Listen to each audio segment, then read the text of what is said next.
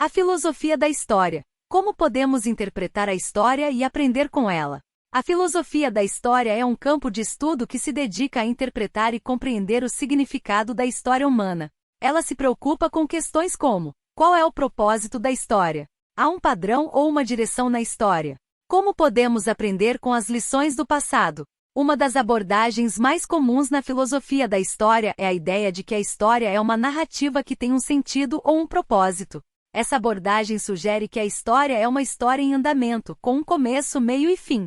Ela também sugere que há um padrão na história que pode ser identificado e compreendido. Outra abordagem é a ideia de que a história é feita por indivíduos e grupos de indivíduos que tomam decisões e agem de acordo com suas próprias motivações e interesses. Essa abordagem sugere que a história é um processo contínuo de mudança e transformação, em que as ações individuais têm consequências em cascata. Independentemente da abordagem adotada, é importante lembrar que a história é uma construção social, que é moldada e influenciada por muitos fatores, incluindo políticos, econômicos, sociais e culturais.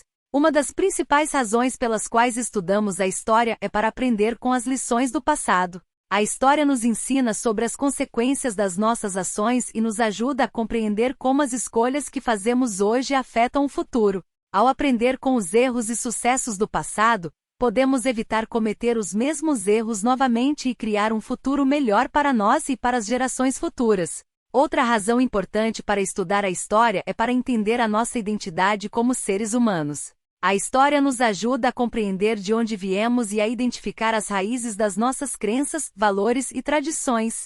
Ao compreender a história da humanidade, podemos construir uma compreensão mais profunda e significativa de nós mesmos e dos outros.